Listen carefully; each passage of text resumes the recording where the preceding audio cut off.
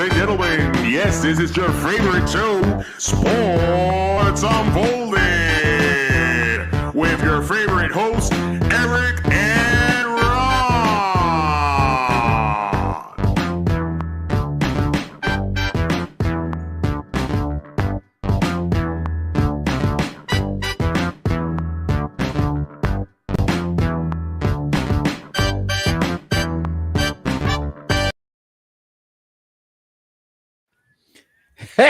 Hey, welcome to the best sports podcast on the planet, Sports Unfolded, where we cover all of the top sports stories that have happened this week.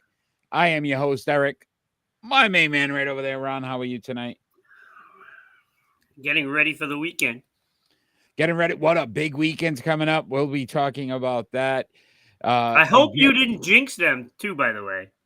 I didn't jinx anybody. I won't say who. Okay. Because last week we did the Detroit Lion quarterbacks. Oh, we didn't go so well for them. Not so well. Guess who still has more wins as a Detroit Lions quarterback in the playoffs? Okay. Wow. So we are live. We are Fan Interactive. If you are joining us live, please join the chat on either Facebook, YouTube, Twitch, or Twitter and give your comments. Let us know if you have any opinions about the topics we're talking about or if there's anything you'd like to talk about. As long as it's not politics or religions, we'd be more than happy to talk about it. I know. Shucks. Too bad. Hugo on. Thanks for joining tonight, Hugo. We are in the midst of a lot that is happening in the sports world, Ron. So whenever you're ready, if you're ready, I'm ready.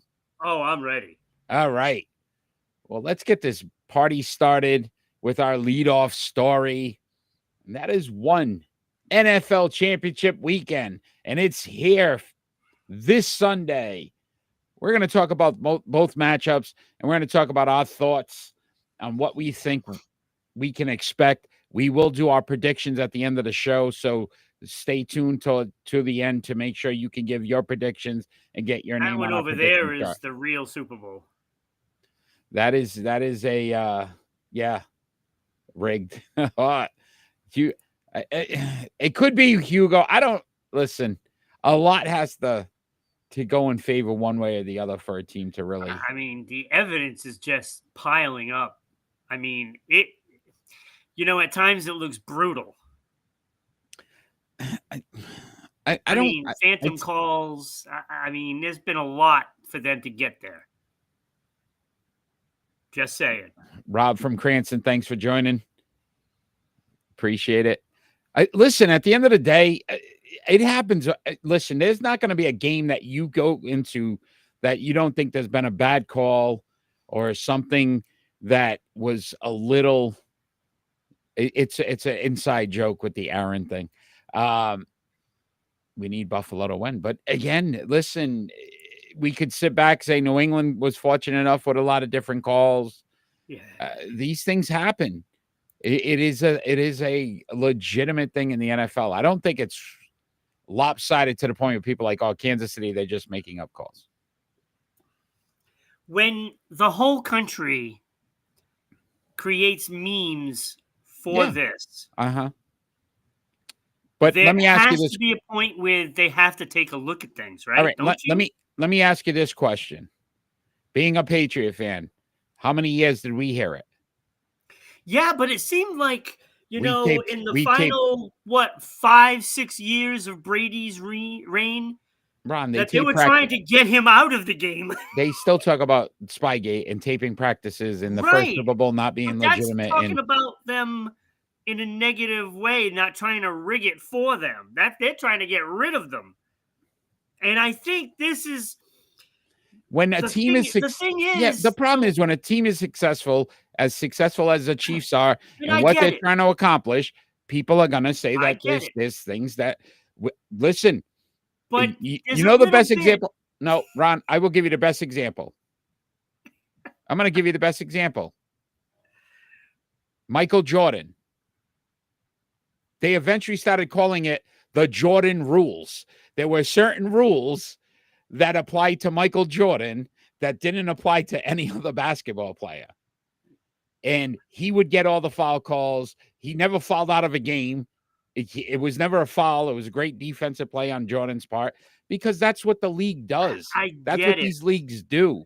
And that's But where I I don't say, feel as though with the Patriots it was like that. I don't feel that because for the longest time they were trying to get rid of him and finding any reason for it to be a negative. This case, like, I mean, it's every game they're getting a call at the end of the game that makes them win. And you've seen it last week. You saw it the final game of the season and all the way through the season. What I think could be possible, and I'm not saying it is, it could be that they want to erase the New England Patriots in the record books. it could be the league. And there's some merit into that. There is some things there that you can look at and you're like, well, the game against Vegas, for one, even if that was a false start, which they ended up calling, it should have been the Vegas Raiders ball and they didn't get the ball. That's out there. That's out there. And then you look at all the calls throughout the season. Yeah, I don't. It's suspect. It's I don't know. suspect. And that's why people are going to this. Yeah, absolutely. But listen, let's start in the NFC, and then we'll get more into the Kansas City Chiefs. But Commanders, the Washington Commanders at the Philadelphia Eagles. As we look at this game, big story is the Jalen Hurts injury. How effective can he be? Talking about a brace on that knee. Does that change anything in your thought process of this game? I don't think it changes much. I mean, look, we don't even know if the injury is real. I mean, we know, the teams do some, fantasy listings of injuries just to keep the other team guessing, right? And you're really going to give it to Barkley anyway. I mean, they're going to win or lose on the legs of Saquon Barkley. That's what they're going to do. Yeah, and it's the right thing to do. I will say this. Can Washington's defense slow Saquon Barkley? You're 100% right. 2 games, 324 yards, and 2 touchdowns in the postseason. That's amazing. Like, he is just on a pace. Think about rushing for over 2,000 yards in the regular season. Hasn't lost any steam there. Washington's defense isn't great. No. So if we look at it, Philadelphia's number 1 defense, Jaden Daniels, though, who's not playing like a rookie, 70% pass completion, 4 touchdowns, no interceptions in the postseason. What a steal in that draft. What a steal. I mean, and consider where he was picked, it's a steal. What do you think? The only other rookie quarterback they said ever to make the Super Bowl, Dan Marino. Yeah. And think about Dan Marino's career. Granted, never got to another Super Bowl and won one, but again, still a pretty good career. It's terrible. But if Hurts is 100%, or let's just say 90%, the Eagles' offense, their defensive talent, I mean, do you think Washington has enough to actually advance, Ron? Again, I'm not asking you for your pick. Look, but I didn't think they were going to win last week. And here we are still talking about Washington, right? Love Hurts. I mean, we went back on that one. That was when they played Green Bay, Hugo. Love Hurts. 2 quarterbacks. I just think you can't. Look, there's just some players who have it, right? There's just some players that have that special thing. And we saw it with Tom Brady. Look, Patrick Mahomes has it. He just makes something happen out of nothing. And you count them out, and you count them out, and there they are. They're still there, right? And this kid's got that. I mean, I don't know if he's going to win the Super Bowl,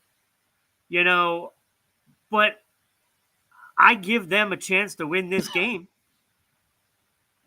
I mean, I'm not going to doubt the kid. I And agree. as much as we look at somebody like Lamar Jackson and say he can't win it, this kid might win it. Yeah, this kid has proven. And this will be the third game in a row on the road for the Commanders. And you can't say like home field. He's had no advantages. No. Detroit should have if you played 9 out of 10 times, I'd say Detroit probably beats him 9 out of 10. But it's not the way it is. Yeah. All right, let's talk about the big matchup then. Buffalo Bills at the Kansas City Chiefs. They have met 4 of the 5 past seasons in the postseason. Obviously, we know how this has gone. Yeah. Guess the biggest question for me, can Josh Allen finally get past Patrick Mahomes? I sure hope so. And not because I dislike the Kansas City Chiefs, but I dislike the Kansas City Chiefs. But I really like Josh Allen. I think he has more pure skill than I think anybody at the position. And that includes Mahomes right now. I just think he's just the guy, and he can do it, and he's playing well enough to do it. I don't think Kansas City has a better team. But again, we talk about that thing, and we just found out Lamar Jackson apparently doesn't have that thing. Because sometimes it takes a little bit of luck. But sometimes it can go the opposite way. Like Lamar Jackson played his butt off in that second half. And he put him in a chance to tie. And it was dropped. If that's Patrick Mahomes throwing it to him, don't you think he has a little more luck on his side too? And then he would catch it? Look, I agree. My fear is still Buffalo's defense, which is good, not great. Yeah. And you try to get in a shootout. Now Josh Allen tries to do some things. He's been extremely good this season, not turning the ball over. Been doing that. Yeah, and he hasn't tried to force things, and he's making smart plays and decisions. But again, AFC Championship, 1 game to go to the Super Bowl, and you know how that weight starts to, feel on your back. When you walk out onto that field, it's going to feel different. And all the stuff that you say throughout the week or don't say throughout the week, it's different soon as you come out of that locker room. A good example of this is the Tom Brady versus the New York Giants in the Super Bowl. Like the 2 times he lost, they were New England. Well, let me say, one of the times they were the far superior team. But yet it's that pressure and mentality when you're playing a certain team. And I don't know if Josh Allen has that feeling when he plays Patrick Mahomes, because in the regular season, there's no problem. He's proven he can beat him. Again, can Mahomes and that magic keep going? Can their defense? The key to this game, believe it or not, is going to be both teams' defenses. I agree. Can they make Mahomes uncomfortable? But then can James Cook have an impact? And Kansas City can't stop that. And now it keeps Mahomes off the field. I think that's the only shot Buffalo has. James. Yeah, you gotta look at Kelsey, right? That's where they can hurt you. Now, if Buffalo can control that, if you can limit Kelsey's presence on the field, then you have people's attention. That's when it becomes real. And then if you have Cook going on their side, running the ball, which he can do, they went up against the number 1 run defense and won. It was close, but they won. And that's where the game is going to get won or lost, controlling Kelsey's presence and Cook's running ability. Yeah. That's where it is. Yeah. And those We're going to trenches are going to be brutal. absolutely. It's going to be up front. Yeah. Whoever can win that battle. Obviously, we'll make our predictions on these games at the end of the show. So stay tuned for that. Stay on so you can get your name on our prediction chart. We did put out a Facebook poll, Ron. So 62% favor the Eagles and 66% favored the Buffalo Bills to win that game. I think it's wishful thinking. Yeah, I think that's more of a hopeful, what people hope happens. Yeah. So again, and I do as well, but I said this year I wasn't going to pick with my heart. Listen, if he does, I'll do something Brady never did. All right, let's move on and talk some more NFL. This story just happened today, only a few hours ago. Pete Carroll has been named as the new head coach of the Las Vegas Raiders. Was he their best choice? He might have been their only choice. Because really, who wanted to go there? It is a circus, not unlike the Jets, but at least the Jets have talent. And here's a team that has basically has a new head coach for the last 4 years. So since they've moved to Las Vegas, 5 new head coaches. So that's 2020. So there's more coaches than years. I think going to the Super Bowl logo colors Eagles versus Chiefs. Yeah. That is a thing too. They say, the Super Bowl colors sometimes it's already pre-scripted, so the colors. Look, nothing surprises me anymore. It could be true. Pete Carroll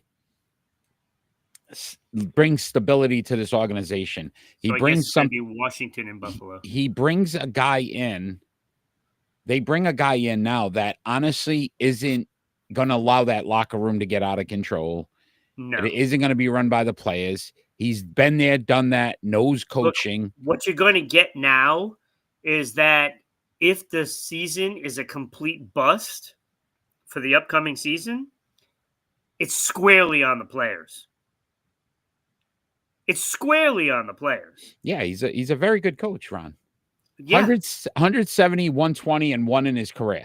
11-11 in postseason, 1 Super Bowl championship, should have been 2. We could discuss that all day too. But listen, you get into a team, the 6th overall pick, $108 million in the in salary cap space. This gives them some move to get some players. I'm going to say this, and I throw it out there, and I heard 2 names that automatically bring stability to the quarterback position. First one, Kirk Cousins, because a lot of talk about him possibly being gone from Atlanta, and he wants to start. It doesn't surprise me. Right? Now you bring in a stable head coach, a veteran quarterback, so it's not this, revolving. What's the other one? You believe it or not, could we see a reunion with Russell Wilson? Yeah. Right? Russell Wilson is a gap quarterback. You get some talent now defensively to at least build that side of the ball, and then next year focus more on the offense.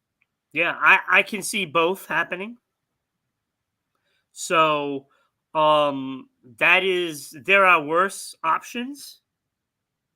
I think those 2 options can bring the team success if you fill the other holes. Yeah, like you said, I don't expect this team to turn around and do what Washington did. That's like a 1 in a million thing. Washington, last year picked 2nd, and now we're 1 game from the Super Bowl. I'm not saying Wilson's not washed. I will say this: washed up. Yeah, it brings that team stability at the quarterback position, where at least it's somebody that understands the game, and you're not putting in these kids. Brings in a leader on the field that they know has had success, and then the players can rally behind that player, that quarterback. And now you get Pete Carroll's message from the quarterback to the locker room. So I don't know.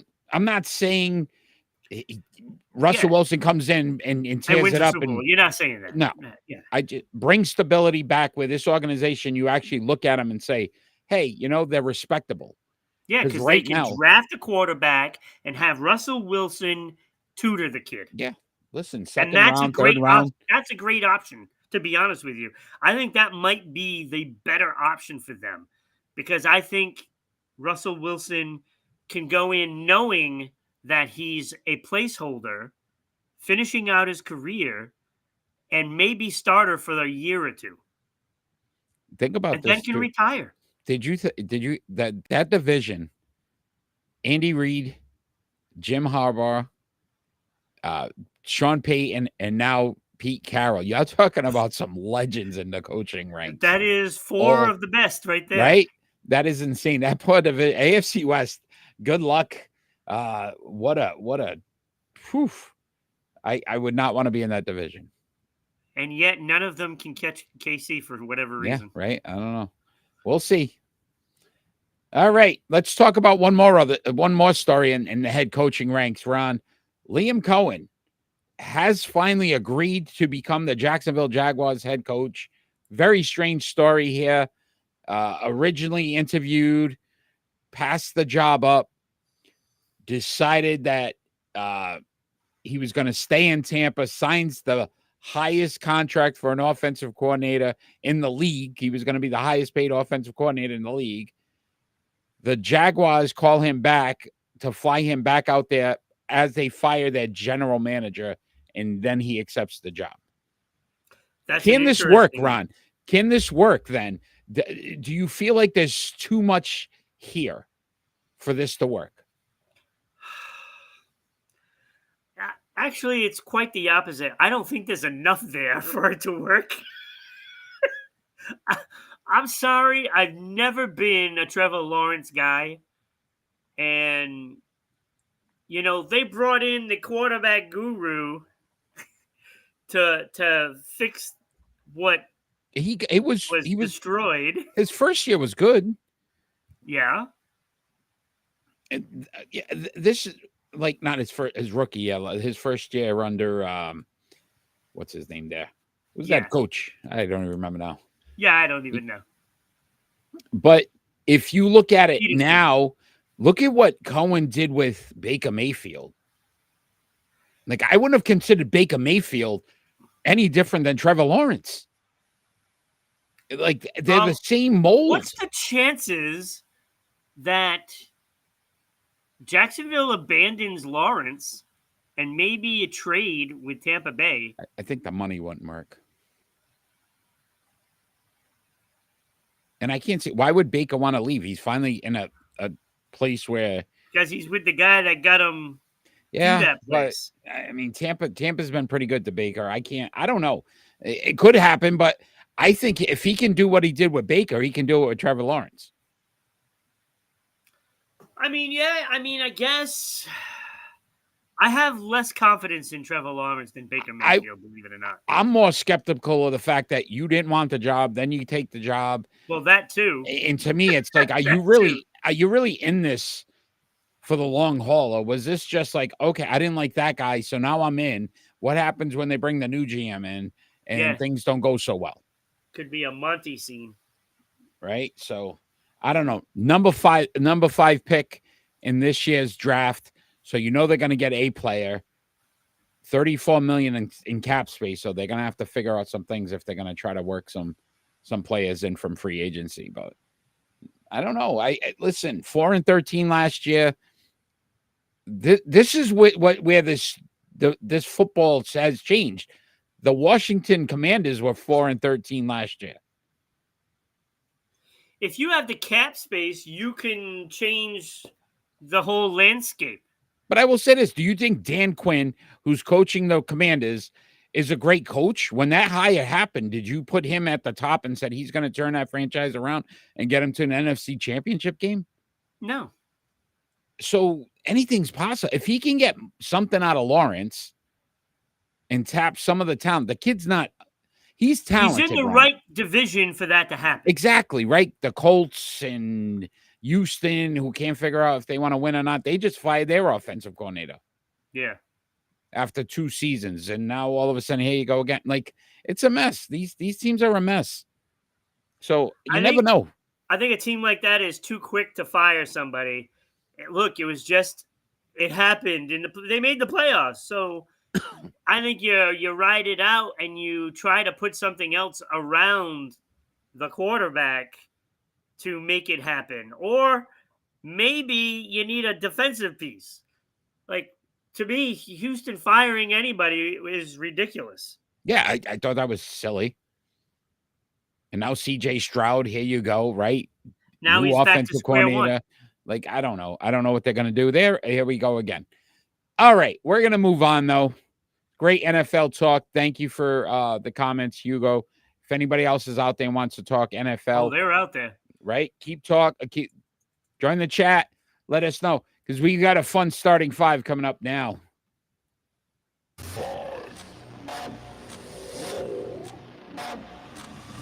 If you jinx them,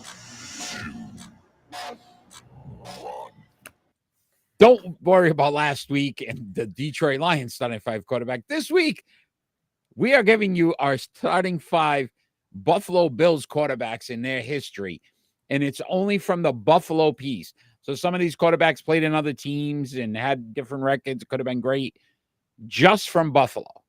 just Buffalo. Just Buffalo. I didn't get that memo right. last week. I know, buddy. All right. We were winging it last week. Get it? Buffalo wings. Hey, and we are off to the races here on our starting 5. We always start with an honorable mention. I only have one. And it is the one. And I had a box of his cereal back in the day, and that was Doug Flutie, the Flutie he's Flakes. on your honorable mention? Honorable mention with 21-9 as a Buffalo Bills starting quarterback. That's what I'm saying. He should have been in your 21-9. top 5. Yeah, the rest of his numbers, though, weren't impressive. No, but they were more impressive than some of these other clowns. Yeah, I don't know, though. I have 2. You have 2 honorable mentions. Yes, and it's really not that honorable. Wow. But I figured I'd throw Ryan Fitzpatrick on there. I felt bad for him. Thanks for joining. He was 20-33 as a Buffalo Bill. 20-33. Who? Ryan Fitzpatrick. It's awful. But I put him on there because of the beard. I couldn't do it. Yeah, I wanted to. Dude. I know you wanted magic, and I couldn't. Pete Carroll, then yes, Chakra, Seahawks fan. Pete Carroll. Oh, Chakra, you just missed us talking about Pete Carroll. Just missed it. So Ryan Fitzpatrick almost made it, but his record. I have Drew Bledsoe as my first honorable mention. Okay. He went 23-25, but 55 touchdowns, 43 interceptions, 59.1 completion percentage. So not too bad. I think we're gonna flip our 5s. Our 5s will probably be just that. So all right, let's get this starting 5 rolling. Okay. So at 5 for me, Drew Bledsoe, 23-25, 6th all-time in passing yards for the Buffalo Bills, believe it. 6th. He wasn't there very long. Was he 3 years, 4 years? 3 years. 3 years. He's 6th all-time in passing yards. Yeah, he played 48 games, Eric. 48 games, he's 6th all-time. 48 starts, I should say. Isn't that crazy? 48 games. That's all he played. That's crazy. So I put Drew Bledsoe at number 5.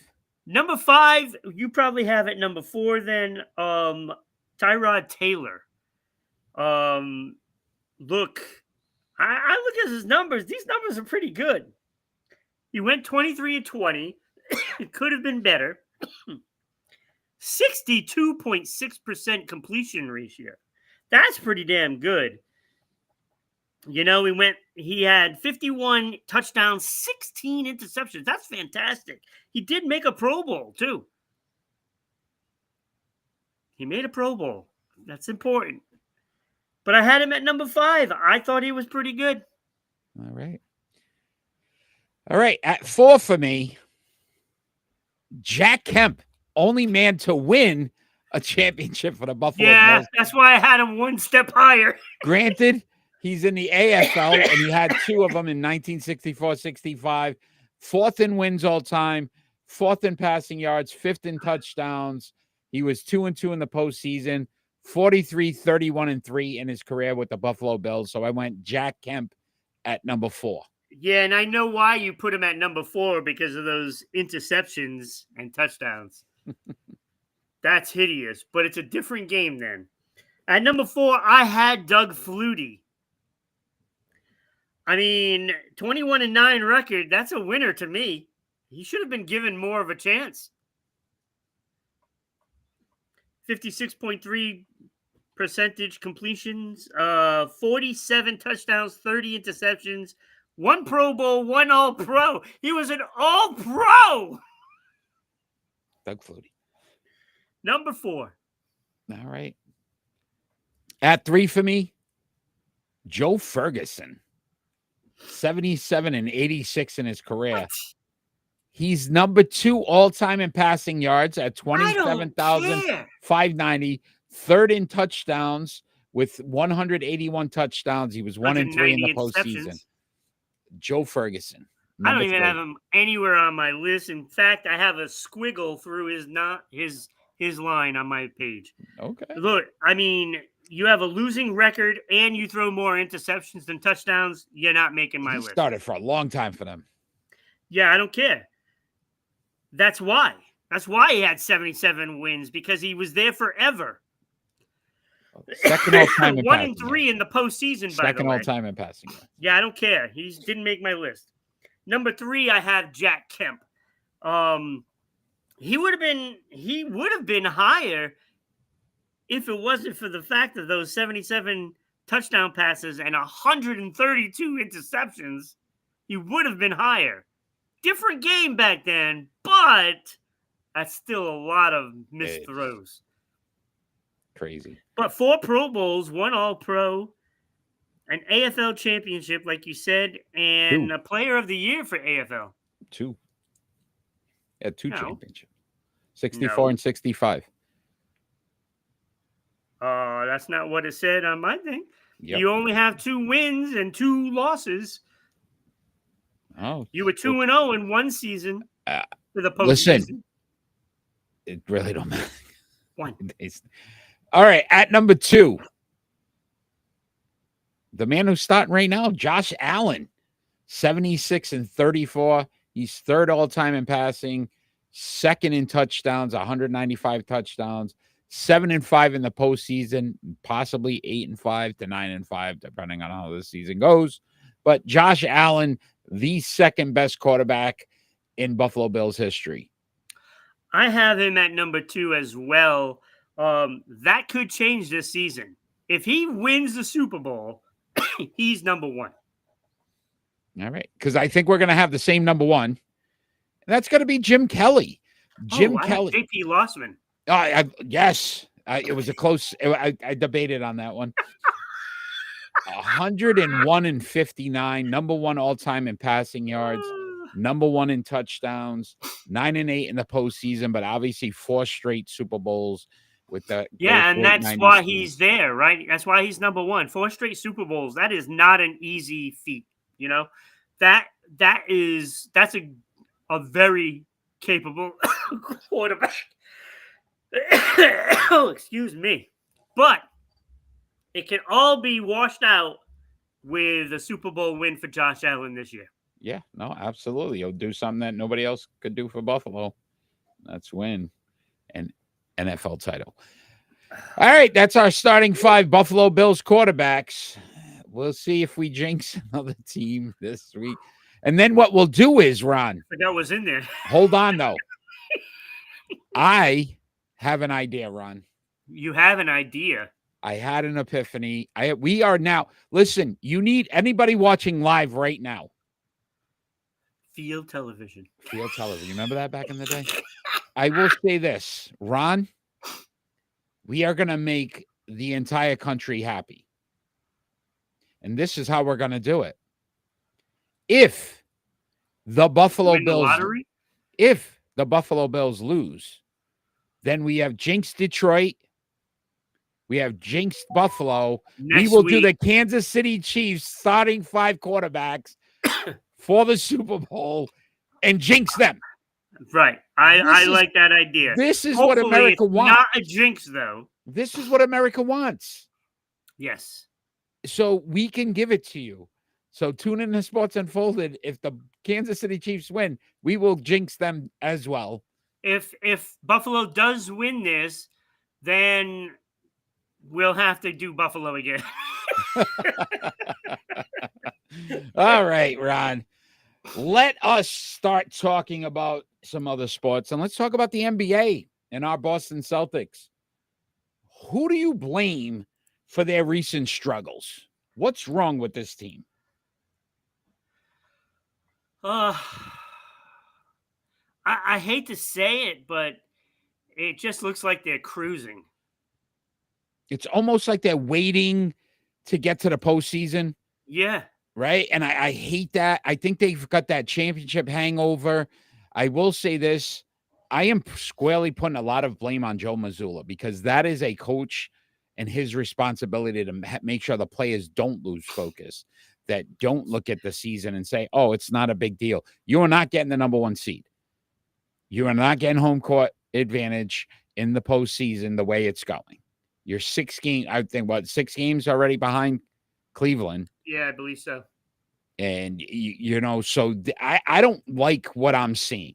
And then I don't like the fact that all the things that we thought they had fixed last season with Tatum and Brown and the alphas and being dogs and being able to win games, I see them reverting back to what we were before the championship. And that is not a good thing because those players didn't win championships then. You know what I'm going to do? I'm going to put a call in. Oh, I'm going to call up Cher, and I'm going to have her go into the locker room and smack each one of them and say, snap out of it. I think that's about the only thing that could work right now. Because it's all on the players. They got the best team in the league. We know this. They have the best team. They just got to snap out of whatever they're doing right now. And I think it's because of those 3-pointers. It's almost I almost feel like they're trying to break a record every night. Right. We knew it was going to come back to bite them. Joe Mazzulla's style of, if you shoot more threes and you make more threes, that doesn't matter how many twos the other team makes. Like, I don't know. They're not shooting. Listen, 48.7% shooting last year versus 45.7. At 3 percentage points down. It doesn't sound like a lot, but it is. And then 3-point shooting, 38.8 last season, 36.3 this season. They're shooting worse from 3. They're shooting worse overall. I think they had a stat. It was the first time that they were under 100 points last season. It only happened like 4 times. They're already at 5 or 6. Yeah. They've already had more losses at home this season than they did last season. Defensively, they're not where they were last year. And then you sit back and say, okay, well, Kristaps Porzingis was hurt. He's come back, and they still can't figure out the rotations and who's going to be the guy. I think they're worse since he's come back. 5-5 in the last 10. Look, I don't doubt that they're going to make a trade. I don't think that they're going to sit around and wait like their what hockey, Yeah, but what do you trade? Sisters are doing. You know what I mean? There's not a lot to trade. Who do you trade and what do you get back? You're not trading Drew Holiday. You're not trading Derek White. You're not trading Tatum, Brown, or Porzingis. Pritchard had his best season. Are you not doing that? I can't see how that benefits your team. Look, when you have a guy that's injured all the time, what's the benefits? When he's in, yeah, that's great.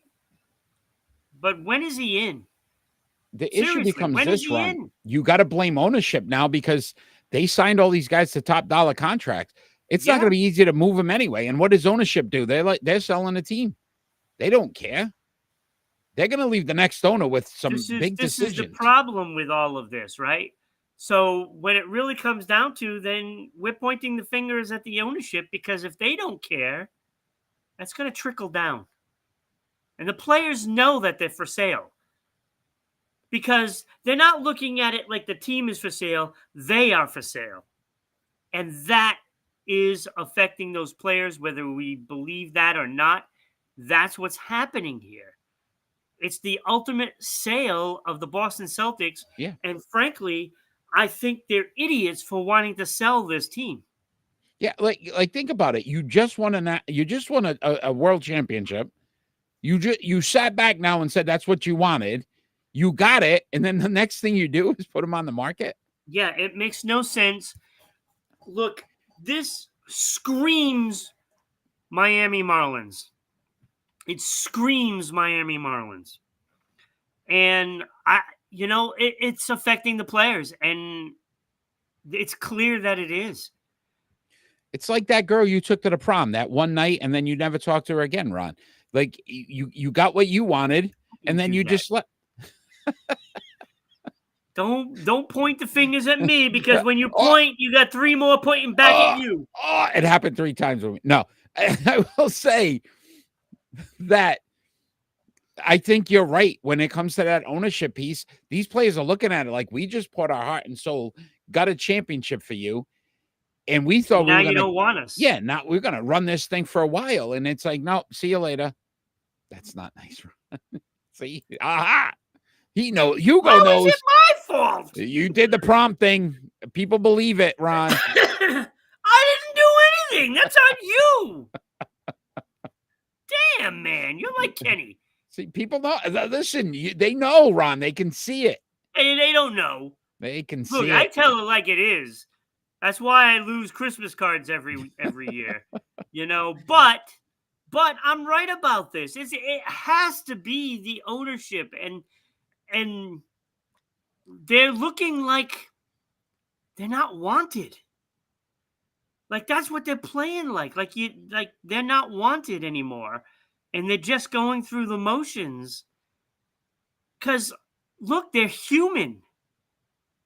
If it's you, like say Sports Unfolded doesn't want you, wouldn't you feel offended and not give it your all for that? I guess I would. Yeah, absolutely. Why wouldn't I?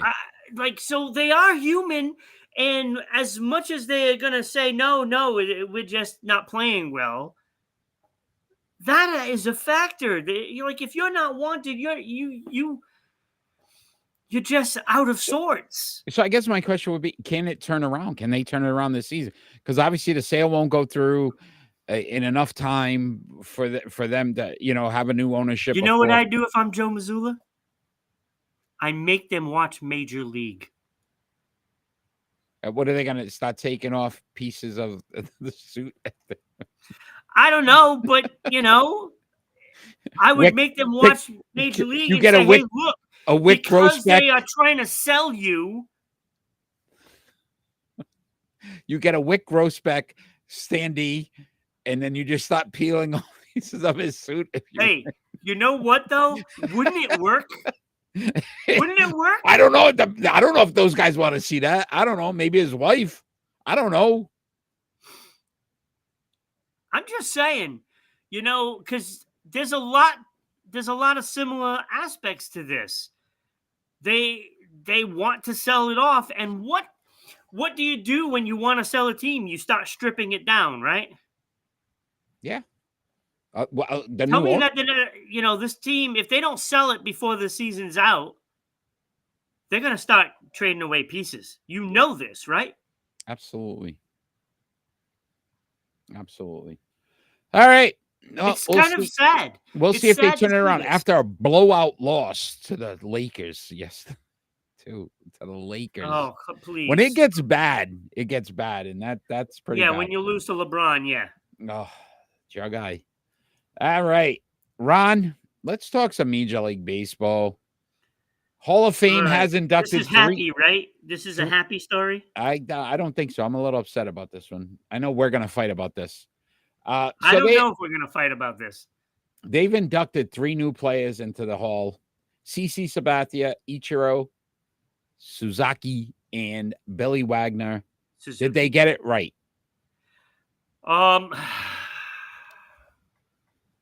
I'd love to start this. I'm not sure they got it right. Okay, because they did not. And it's look, people like you. It's your fault. Ichiro is. I'm blaming you again. A lock, right? Ichiro is in there. Agreed. The other 2, however, are really borderline, and they shouldn't have got in on the first shot. Okay, first ballot. Well, Billy Wagner 10. This was his final shot to get in. Oh, okay. Okay. Then I can. This is a sympathy one one for me, but so I can understand it. Okay, so Billy Wagner ranks 8th all time in saves. Yeah, not good enough. Francisco Rodriguez ranks 6th. He didn't get in. He's on his 3rd. He got 10% of the vote. How does that make sense when the guy who has more saves than less saves didn't get in? Okay. It doesn't, right? On top of this, and I know what you're going to say, because if you give me this steroid thing again, I'm going to absolutely just rip you. Well, you know I don't like the steroid guys. I don't care. Andy Pettit I don't care. Is a better pitcher. Is he? First of all, he has more wins than CC Sabathia and 4 more championships. Yeah. Didn't get in. And I understand your point. Carlos you don't Beltran. Care about the steroid thing. I do. But to me, the comparison should be against Curt Schilling. Curt Schilling should be in. Andy Pettit should be in. You know who else should be in? And I know you're not going to like to hear this either, but he's better than Ichiro if you look at the numbers. Manny Ramirez. Manny Ramirez's numbers are they're better than Ichiro. See, now that's even further because he's got busted twice. So I have no respect for that. I don't care. He doesn't get in. No, the problem is this is why guys like Billy Wagner are getting in, because they refuse to look at these other guys, and these guys shouldn't have been in. Listen, Billy Wagner, very nice player. Congratulations. You are a role age reliever, 7-time All-Star, great ERA. But there's a guy ahead of you in wins and saves that didn't get in. Right. You didn't deserve it, but because I agree with that. Because they're putting all these other guys down, Ron, because they don't want to put them in. This is why you're getting garbage getting put in. Eric, that is fine. If those steroids guys don't get in, is fine. But you can't put in people that don't deserve to be in the Hall of Fame. You said it before. Tom Brady's getting into the Hall of Fame. He cheated. Well, I actually don't agree with that, but that's okay. He admitted it, took his 4-game suspension. No, he didn't admit it. He cheated. Then why do you take the suspension? He was taking it to the Supreme Court. Because he had to get it over with. They won the Super Bowl anyway. It doesn't matter, though. So do you count him in? It's legitimate? I don't think that's cheating, to be honest. Bill Belichick deserves to get into the Hall of Fame? Yes. Cheated. You're trying to put things in the same Lawrence level Taylor was playing field, but it's not. It's more than cheating using steroids. It's more than cheating, Eric. It's more than cheating because you're cheating not only the game but the history. You love Lawrence Taylor. Lawrence Taylor did cocaine during the games. Admitted it. Okay. Should he be in the Hall of Fame? Probably Is he still considered the greatest linebacker of all time? I've never heard you say it before. Probably not. It's all crap. It is a bunch of garbage. Baseball knew, baseball allowed it, and now all of a sudden they're going to come back and say no, and then we're going to get guys like Billy Wagner who don't deserve to get in. We're going to get a guy like Ichiro, and I'm not saying Ichiro's a bad player. Manny Ramirez's numbers, the guy hit 555 home runs. He had a better batting average. Manny cheated the players. More RBIs. Manny cheated the players. So the guys that are in there had to do it a certain way, And this is why I don't agree with Bagwell going in. He's in. He shouldn't be. Why? That's my point. If you Popeye let arm. one in, once they let one in, that's the problem. They don't want to let the floodgates That's right. go. It is. And that's why So we're going to keep getting guys Eric, that don't deserve This it. is why we did our own Hall of Fame. Do you not remember? This is why. And It's just- look, we can draw the lines all we want. You know, whether they should or shouldn't. Baseball never gets anything right. They never get it right. but it's because they're not changing, and you're having the same mentality. I'm not changing because I don't like those You guys would've- in. So you would have voted Billy Wagner over No, I a guy wouldn't like have. Manny Ramirez. No, you I have wouldn't to put somebody in. You have to. So that's what's You happening. don't, Eric. You don't have to. If they don't You elect have anyone, 10 votes, but you don't have to use all of them. this is why these guys are. DC Sabathia, very good pitcher. Again, not better than Kurt Schilling, not better than Andy Pettit, but they're not going to get in. Andy Pettit and Andy Pettit, not Look, Kurt Schilling's my not votes going would to. have gone to Ichiro and Pedroia. But I'll say this: That would have been my votes. Pedroia don't deserve to get in either. He's the best second baseman since Ryan Sandberg. Okay, Best and second Ryan baseman Sandberg since wasn't then. that good. CC Sabathia, to your point, shouldn't get in ahead of Kurt Schilling. But why does he? Because Kurt Schilling has political views that they don't want to vote in.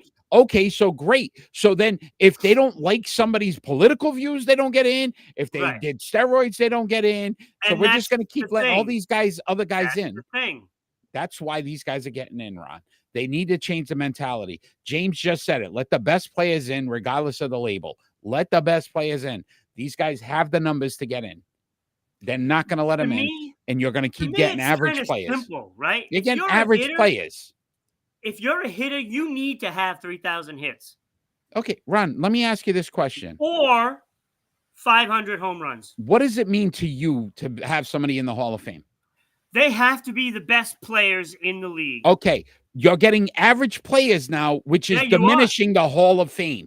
To me, it's not as big a thing to get into the Hall now because I don't feel like you're the best players. But there is also this other clause that they have. Is that clause about the person, the person himself? He has to represent properly. Santa Claus. He has to represent in a positive light. You have to be. You have to. You O.J. can't Simpson's just in the Hall of Fame. Scum into the Hall of Fame. O.J. Simpson's in the Hall of Fame. Yeah, but that was before he tried to kill somebody. Take him out. It still represents the Hall. Right. He should come out. Guy that bats .312 has 1,831 RBIs and 555 home runs. Doesn't deserve it. You're right. He did steroids. I gotcha. But we'll give these other guys. We'll give these other guys. Twice. He's doubled the RBIs. He's got the same batting average and 400 more home runs. He did it in a way that shouldn't be done, Eric. I don't care. And now Carlos Beltran won't get in either, right? Because he was part of that cheating scandal. He got 70%. Beltran shouldn't be in either. 70%. He's the next one to get in. You need 75. He'll get in. Yeah, but Andrew Jones, 66.2. I'm not sure Andrew Jones should be in either. 66.2%. Guess who's getting in next year? He's got 2 more years of eligibility. Andrew Jones is getting in. Look, we're talking about it. This is why we do this. You have an opportunity to vote for our Sports Unfolded Hall of Fame because we don't care if they did steroids, cheated, didn't cheat, killed people. They're in our Hall of Fame. For the NHL, you can cast your votes right now. Guy Lafleur, Danny Gar. Gare. I always say Gar. Danny Gare, Phil Esposito, Bill Barber, Reggie Leach. And for the Olympics, Irene Woost, Lindsey Vaughn, Ding Ning, Shelley Ann Fraser Price, and Marta. You can go to Sports Unfolded Sports Poll page. And Lindsey Vaughn is still skiing, so don't vote for her. So you can cast your votes on the Facebook Sports Poll page and help elect the next inductee into our Sports Unfolded Hall of Fame. You know who's in our Sports Unfolded Hall of Fame, Ron? Pete Rose. Pete Rose, who deserved to be in the Major League Baseball Hall of Fame, but again, because of their rules, he's not in. He's in ours. The man's the hits leader of all time, but we're not going to count that either. All right, Ron, we're going to move on. Andrew Jones next year. When we got to do this story, I'm going to be pissed again, by the way. All right, let's go. Get used to it. And let's vote anybody in now. It's like just pluck them from trees. That's what they have to do because they're not going to count the good guys. No, you just vote for the one guy that deserves to be in. They're obviously they don't feel like it, so they're going to put somebody just to put them. They get 10 votes. You don't have to use all 10, you idiots. But they're not going to not vote somebody. That's what I'm saying. Here we go. All right, Ron, let's move on to our split decisions.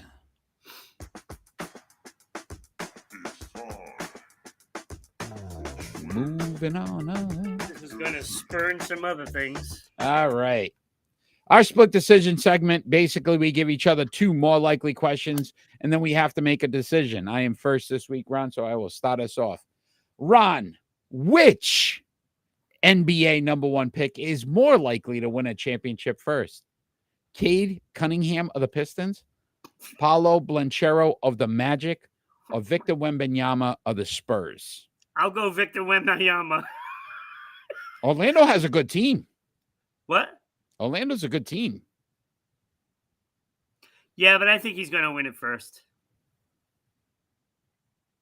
Okay. Yeah, it's not going to be the Pistons. Look, hey, who knows? Maybe one of these guys gets traded to a good team. That's on the table. I didn't say that with their teams. Right. So Victor is staying in San Antonio. There's a better chance of one of those 2 guys getting traded to San Antonio and winning it there. Okay. So I'm going to go Victor. I think he's the closest. Orlando's got a good team, but they're not close. They're not close. Okay. All right. That's fair. All right. I'll go Victor. Okay. Your first split decision. Oh, me. Where do I go from here? All right, let's do football first. Who is more likely to have the most improved defense? Atlanta, who just hired Jeff Ulbrich. Indianapolis, who just hired Lou Agrimo, however you pronounce his name, Algramo. Sounds like a Sesame Street character. That's like a Sesame Street character. Is that what you made it? What are we doing? Oh, it sounds more wrestling to me. It could be Captain El Gramo. Captain Lou and Grumo. Or Cincy with Al Golden. San Francisco with Robert Saleh. I'm surprised he didn't get another head coaching opportunity. Yeah, no kidding. Or New England with Terrell Williams. So there's 5 candidates. Who do you think is going to have the most improved defense? Robert Saleh and the 49ers. Yeah. They have the most talent. He was there before, and when he was there, that's what got him the head coaching job. Yeah, so I could see him just a lot of Captain Insano. Shows no mercy. Captain Insano. How old are you, kid? Hey, where's Danny? I know, no Danny tonight. Where is Danny? But I'm definitely go Ulbrich. Really? Yeah. No, Ulbrich, Saleh. I was like, wait a minute. Ulbrich was with the 49ers too. That's what I was getting. I'm going Saleh. I think the 49ers have all the talent. I think that's an easy one. I don't even think the other guys really. Listen, I don't know what New England. Terrell Williams, he used to coach Tennessee's. They were okay. They were never a great defense. All right. I like that question, though. That was a good one. But we couldn't bring back, like, Belichick's kid? No, I was really hoping Matt Patricia, because then I would have really said they're really trying to run it back, man. They just. I'm actually surprised it wasn't. Yeah, you and me both. Let's just keep bringing all the old coaches back except Belichick. All right. Hey, they could have brought Mayo back for like linebackers. Yeah, it never. You don't know. It might happen. All right, Ron. My second split decision. NHL. What is more likely? Connor Hellebuck beats the all-time record for goals against, which is a 1.91, ties the record, or he stays at 2.02 and misses the record. I don't think any of those are going to happen. You think he's going to go up? He's at a 2.02 right now. Yeah, it's going to go up. It's not going to go down. He's doing a hell of a job. He is. He's a hell of a goaltender. He's not very far from 1.91. And he's going to make a hell of a buck. Hey. But where is Matt Patricia these days? He was in Philly. I don't know if he's actually in the NFL now. Is he in North Carolina? No, he isn't. He isn't, though. Belichick did get his staff, too. Freddie Kitchens running their offense, by the way, in North Carolina. Former Cleveland Brown. I hope there's not too many cooks in the kitchen there. Oh, nope. That not very good. It works. Does it? Did that really? Just saying. What does it say? Commanders pull off Matt Patricia move. See what the Commanders. Why would the Commanders change anything? What are you looking at? It was a story that came up. Hold on. I'm checking it out right now. The Commanders pull Matt Patricia move ahead of probably just did something. Oh, with the line. Okay. Has a new gig. Charge of their draft. Could you imagine? I'm just trying to find. Detroit Lions. Okay. What are you looking up? I'm trying to see if Matt Patricia is in the NFL. Who cares? He just asked. Who just? He can look it up. Yeah, I don't think he is. And then he can tell us. Yeah, I don't think he is. All right. So my second split decision. A ball boy for the Commanders. A ball boy. So they using deflated footballs. He'd probably screw that up too. Stop making fun of me. It's like, have you seen that Patrick Mahomes commercial where they got the soccer ball, football combo thing? Terrible. That's what Matt Patricia would be doing as a ball boy. He'd go, here, try these. Because, yeah, he's really good at trying to make things up. Go ahead. All right. Second split decision. So the Bruins have several free agents at year's end. Who is more likely to be traded at deadline? Didn't you do this one before? No. I swear we did. No. Go ahead. It was just random players in the league. Mama says you can't play foosball. It's for the devil. All right. So Justin Brazeau, who makes $775K. Keep him. He's unrestricted. He's going to make more than that. Parker Wotherspoon, who makes $800K. Get rid of him. Trent Frederick, who makes $2.3 million. Or Brad Marchand, who makes Marchand's gone. $125. It's an easy one. Marchand's gone. This is Marchand's last year with the Browns. No doubt in my mind. So why not try to trade him? Get the most for him. That's what I'm saying. Why not try to trade him? And it's a big payday. Then you can re-sign Trent Frederick for less money and still get a quality player. The Bruins need to shake this thing up. Vandersloot. What are we talking about? Vandersloot. Parker Vandersloot. I don't even know what he's Wotherspoon. It's pretty good, but he's an unrestricted free agent. I will say this. This is the last year with Marchand. I don't want to. I'm done. I think they need to make a change. They need to make a change. And listen, I'm not getting rid of not Krejci, Pasternak. No. Like we saw this whole transition when Bergeron and Krejci left, and I think Marchand's still part of that group. Like you got to get rid of him. He's the one thing that they have that they can get a haul for. And a lot. Taylor Hall, Right? You can get a first rounder and prospects Anthony for Hall, Marchand Anthony Hall, and a current player. Anthony Hall from 16 Candles. No, Taylor Hall from the former Bruin. Hall and Oates. Did you hear they broke up? Yes, broke up, I Hall and know. Oates. They're suing each other. Yeah, isn't that crazy? It's a shame. They're Somebody so out of Cher needs touch. to pay them a visit too. Snap out of it. Ron, they're so out of touch.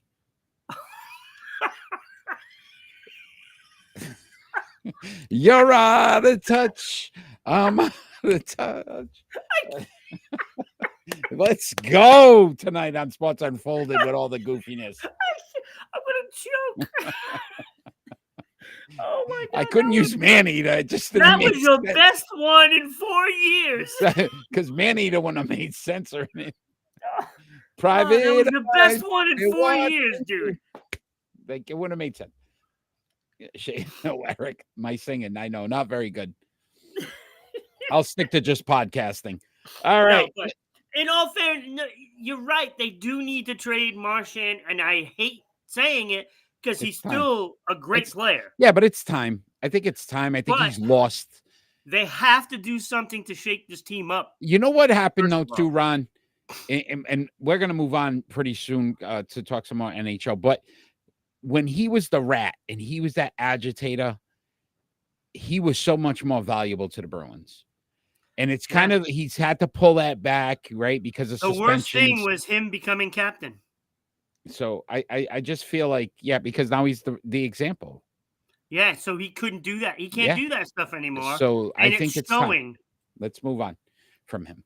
All right. Let's talk some more NHL because the New Jersey Devils, the New Jersey Devils goalie Jacob Markstrom, he's week to week. They're actually saying 4 to 6 now. Yeah. The Bruins actually hurt him in their last game. No. That's their own damn player because he took the feet right out from Brazeau and slid right into him. Now, Bruins got a penalty for that, and that's what caused that collapse. You're a homer. I'm not a homer, but it's true. It's clear. It's obvious. Like you can see it on the replay. The rest have something for New Jersey, too. All right. Do you think it's going to affect their playoff chances? No. Right? It'll affect their playoff position, but it won't affect their chances. They'll make the playoffs. 36 games, 2.20 goals against, a 9.12 save percentage. Very good. 3 shutouts. Very good. 21-9-5 on the season. Yeah.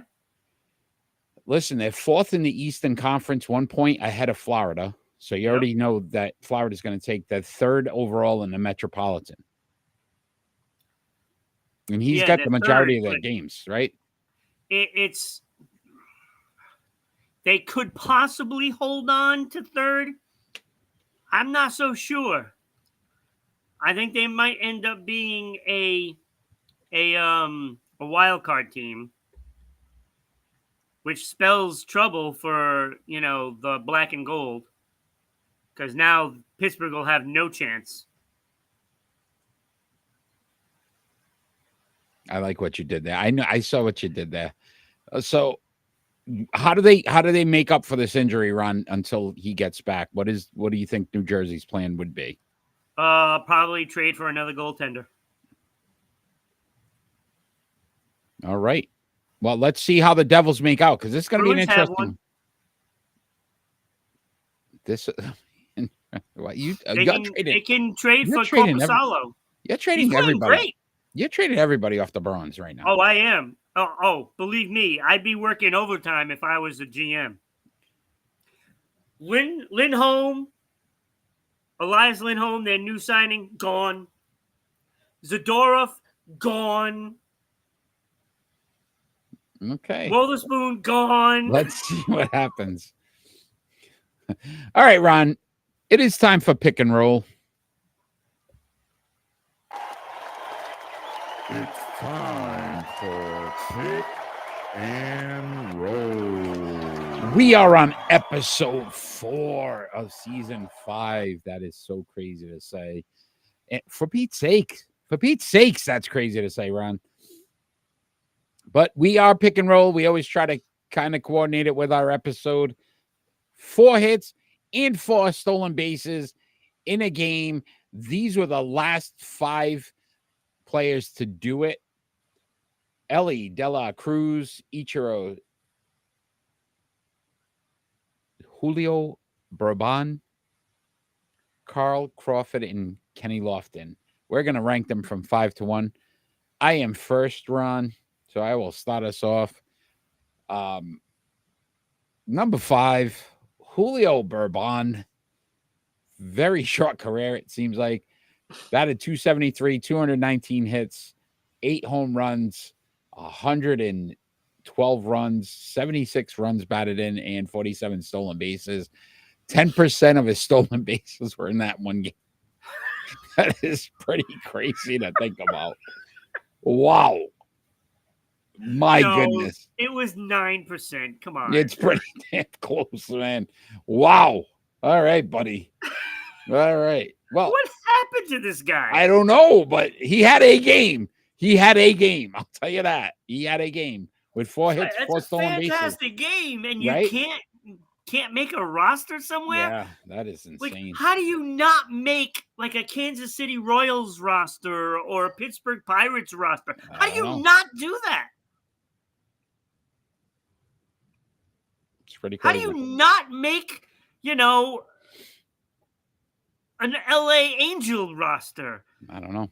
All right. At number 4. Marlins. Yeah, I don't know. At number 4, just not enough body of work yet. Ellie De La Cruz. He's batting 250 for his career. I'd like to see that number go up a little bit. 251 hits, 38 home runs, 172 runs, 120 runs batted in, 102 stolen bases, and 1 All-Star. But he's number 4. Yep. At 3 for me, I didn't realize his numbers are better than I thought. Carl Crawford. And I remember in Tampa, he was really good. And then he came to Boston in that Dodgers thing, and it seemed like it didn't work out too well for him. But his career batted 290, 1,931 hits, 136 home runs, 998 runs, 766 RBIs, 480 stolen bases, a 4-time All-Star, 1-time Gold Glove, and a 1-time Silver Slugger. Good numbers. Very good numbers. At number 2, I went Kenny Lofton. 299 batting average, 2,428 hits, 130 home runs, 1,528 runs. Downfall of being a leadoff hitter, you only had 781 RBIs. But when he got on base, he made sure that he brought the runs in. 622 stolen bases, 6-time All-Star, 4-time Gold Glove. But at number 1, Ichiro. 311 batting average, 3,089 hits for his career, 117 home runs, 1,420 runs, only 780 RBIs. But again, leadoff hitter, 509 stolen bases, 10-time All-Star. He won the Rookie of the Year. He's a 10-time Gold Glover, 3-time Silver Slugger, 2 batting titles, and an MVP. I went Ichiro at number 1. Okay, so at number 5, I also have Bourbon. Bourbon. If you say it like that, he sounds pretty good. Julio Bourbon. It still sounds like masculine. Sounds masculine. Then you look at his numbers. He was a gamer. Julio Bourbon. A 1 gamer. You want to number 4, I also have Ellie De La Cruz. De La Cruz.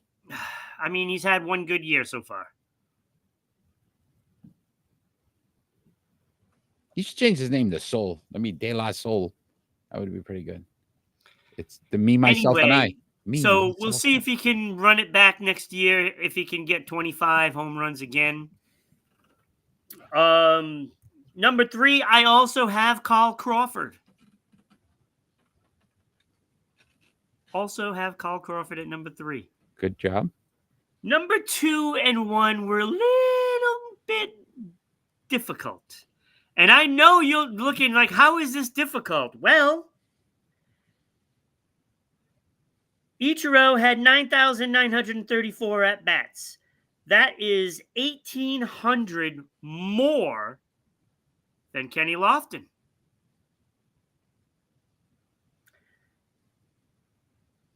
3,089 hits for Ichiro, 24-28 for Kenny Lofton. Needed about 3 more years to play. And I don't know why he retired, but he should have stuck around for 3 more years. If he would have, he'd be a Hall of Famer right now. Kenny Lofton, 130 home runs. Ichiro, 117. Kenny Lofton, 299 batting average. Ichiro, 311. Here's where it starts getting a little different. 1,528 runs for Kenny Lofton. 108 more than Ichiro. 781 RBI, 1 more than Ichiro. And remember, Lofton has a lot less at-bats. 622 stolen bases for Kenny Lofton. Ichiro, 509. Ichiro has 4 more All-Star appearances, an MVP, 6 more Gold Gloves, 2 more Silver Sluggers, and 2 batting titles. And therefore, I went with Ichiro as number 1. I can't. You dragged that thing out. Very good. Good job. You got it right. What the hell?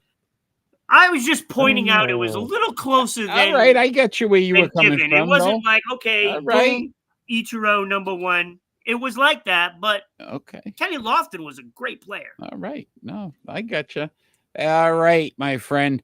Let's thank some people first before we get into our predictions. I want to thank WDJY 99.1 FM, Dallas, Georgia. You guys have been amazing. We're on every Saturday at 1 p.m. Eastern Standard Time, as well as 990WBOB.com. Internet radio in Rhode Island. We're on Saturdays at 10 a.m. and SEC TV, Public Access Channel 12 in the Southeast Connecticut. And we are on every Tuesday at 10 p.m. So we want to thank them for all their support as well. Obviously, as well as Facebook, YouTube, Twitch, and Twitter for what they're able to do to allow us to broadcast every single week to all of you out there. Check out MeWe as well, another great media platform that has done really well for us as well. All right, Ron, it is prediction time. And I'm running out of ideas of what I'm going to have you wear next year. So, I mean, you better step up. Yeah, I better stop talking smack, man. It's 4 weeks in. But what a week last week. Again, 7-3 for this guy, 6-4 for you, Ron. A little tougher for Danny and Kenny, 3-7. James came in at 4-6. If you are live, maybe that's why Danny's not around. Maybe.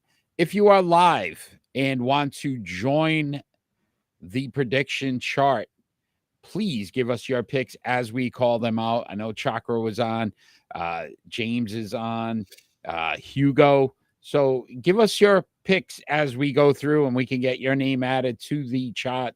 Yes. All right. So we are starting off, Ron, with the NBA. On the 27th, you got the Houston Rockets at the Boston Celtics. And we talked all about the Boston Celtics and all their struggles. And right, they're not playing too well.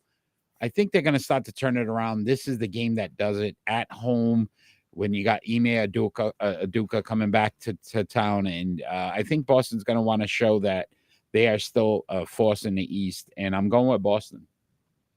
Yeah, I also am going with Boston too, Eric. And for those exact reasons, plus you have a contender coming into town, and you can't afford to lose this one to Houston because then that opens the door for them to have that confidence. Yeah, right. Exactly. James went Boston. Anybody else out there? The Houston Rockets at the Boston Celtics. Who are you picking? Love to get some more names added to the chart. Hugo joining that chart. All right, Hugo. He's going Boston as well.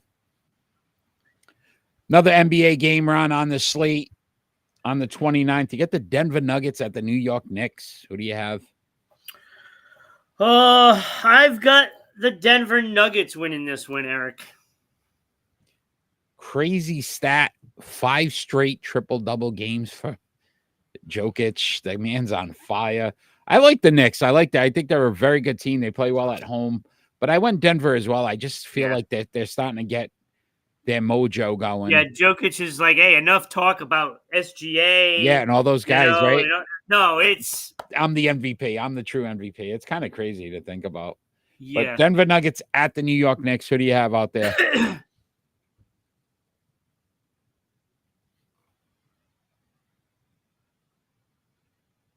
Denver for James. He's playing so good. I still don't understand how he's so good. Right. And he just, if you look at him, he doesn't look like he looks like athlete, a bowler. Right? Like he's not an athlete, a bowler, right? Something, right? Curling or something. I don't know. Those guys are pretty athletic. It's crazy. It's crazy. Hugo, you got a pick out there. Denver Nuggets at the New York Knicks. He's going Denver as well. Clean sweep. So unless somebody jumps in. Chakra, what you got? Come on, Chakra. NHL. Got the Florida Panthers at the Vegas Golden Knights. That's on the 26th. I really wanted to go Vegas at home, but Florida's playing well too on the road, and this was a tough one. Florida, they play very tight games. I think it's going to be a close matchup, so I'm going with Florida. Yeah, I'm going Las Vegas on this one. I think Vegas is too good. Florida really hasn't wowed me. I mean, for them to be keeping it close with the teams that are out there in the Atlantic, I'm taking Vegas on this one. James went Vegas.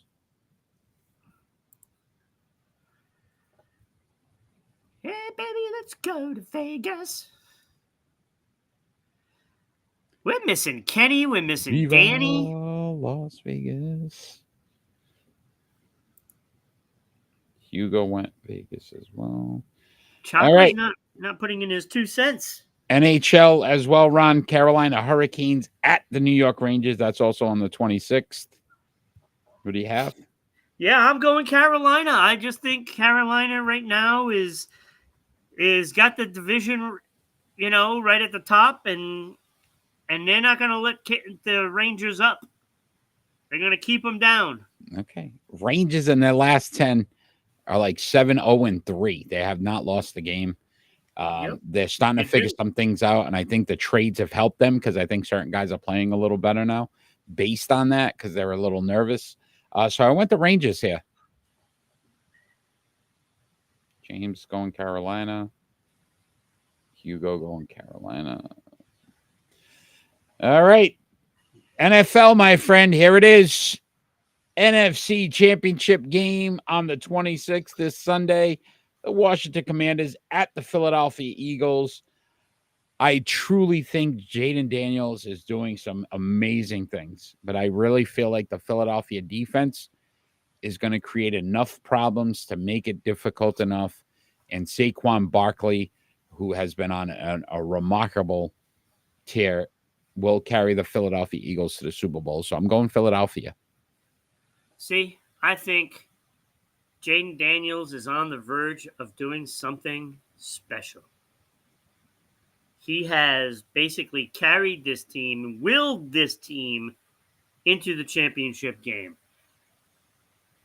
And I think it ends here. Philadelphia, better defense, more playmakers on offense. And I think that is the difference in the game. The playmakers are going to make plays. The two gentlemen, Philadelphia wins. Went Washington. Washington and a shocker, James said, and Hugo went Washington as well. So they're both picking Washington on that.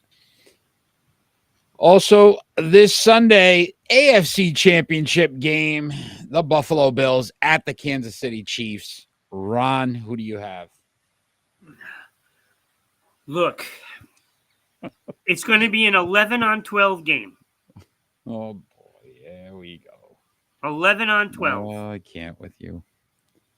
Okay. So, Buffalo has to play a near-perfect game. They can't take stupid penalties, especially in that fourth quarter. Make sure you videotape everything. So that way you can bring it to the NFL office and say there's something amiss. But with that being said, I don't think anybody is playing better than Josh Allen right now. And I think Josh Allen gets it done. This is the year he gets it done. The two gentlemen also went Buffalo. We had the great opportunity of watching a quarterback for 20 years mystify and beat all odds all the time. I truly think Patrick Mahomes has something that nobody else has. And until somebody knocks him off that horse, I'm going Kansas City. I just don't see it. I haven't seen anybody else be able to do it. And this year I really thought with, the wide receiver issues and all this stuff it was going to happen, and they played just as well. Really only had one big loss during the season. So I'm going Kansas City. We'll see. Who knows? It'll be fun to watch. Unos. Right. What does Unos have to do with it? I got to draw 4. That's why. No, on the 25th, so tomorrow, we have some college basketball, men's college basketball. Number 7, Houston Cougars at number 12, Kansas Jayhawks. Listen, even though Kansas is at home, they've had a couple home losses. They are not there. I think they have 3 losses on the season. I went Houston here. I went the Cougars. Yeah, I'm going Kansas. I'm going to go with Kansas. I'm going to go with their home team here.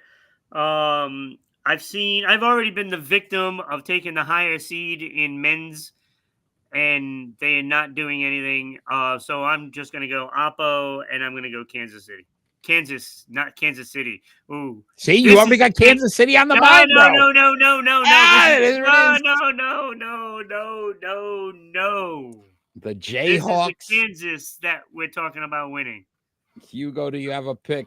Hugo's going Houston as well. All right, Hugo. All right, and the last game on our predictions this week, on the 26th, this Sunday, number 1, UCLA Bruins, the Lady Bruins, at number 8, Maryland Terrapins. So there is a Bruin team that can win.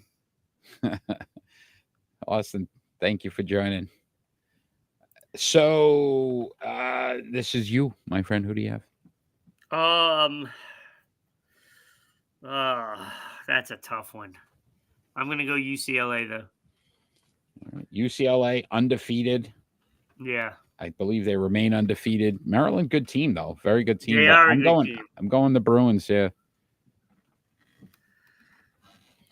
UCLA, though, is just playing lights out. Yeah, very good. Very good team. Austin, get in your picks. UCLA. Real quick. They're both going UCLA as well. All right, clean sweep on that one. All right, Ron. That is our prediction segment. We're going to add Hugo to the chat next week. So, Hugo, tune in next week to see how you made out as well. Cannot wait to continue to see how we stack up against the other 4 different games this week, Ron. So, it'll be pretty interesting to see how we do. All right, Ron, before we get into our final thoughts, I always ask you to give all the wonderful people out there all the information they need to know about sponsoring this great show. Get their name above me on a banner. Get theirself a ad that will be heard. So if you could give them that information. Yeah, I'd like to get 3 sponsors, and we can line them all up at the bottom in that black space. That would be nice. So you can do that to sponsor the show. Your ad will be here. We will read the ad. So not only will people see it, but it will be heard on the audio version for Spotify, Amazon, Red Circle, and many more. So send us an email at ribroadcasting.media@gmail.com. We can send you out the media kit, and it'll give you all the information. And like I say, Eric, it's just like going to your local coffee shop. And I'm sure there's going to be some strawberry glazed donuts for just in Valentine's. time for Valentine's. And I'm sure they'll have some sort of strawberry latte or something like that for the holidays as well. So you can get both of those, and it would cost you less than that to sponsor the show. So let's get a sponsor. Let's make sure we can continue to help grow your business as well as you help us grow ours. We, again, thousands of eyes and ears every week on our show. So continue to look for ways to sponsor. We'd love to get some names on our ad there. Ron, we also want to talk about our Sports Unfolded Hall of Fame, as we only have 2 weeks left before we close out the polls and induct our next inductee into the Sports Unfolded Hall of Fame. In the NHL, Guy Lafleur, Danny Gar, Yeah. Phil Esposito, Bill Barber, and Reggie Leach. And for the Olympics, Irene Woost, Lindsey Vaughn, Ding Ning, Shelley Ann Fraser-Price, and Martha. So make sure you cast your votes. On the right-hand side, those are all of the inductees in the Sports Unfolded Hall of Fame. You can check that out also on the Sports Unfolded website, and a really nice display of all those athletes on that site. So, Ron, it is final thoughts time, and our final thoughts don't necessarily have to be about anything sports related. Be about anything going on in the world today. I am first this week, so I will start you off with my final thought. This was a great story, and it's very hard for me because I'm not a big fan of the Buffalo Bills and the Bills Mafia. But I heard a great story that I think people need to hear, that sometimes, even in sports, people understand that there are things more important. And the Buffalo fans have raised over $100,000 for diabetes research based on the fact that Mark Andrews, he actually has a foundation called Breakthrough T1D, so type 1 diabetes for children, and the fight to help children beat this disease.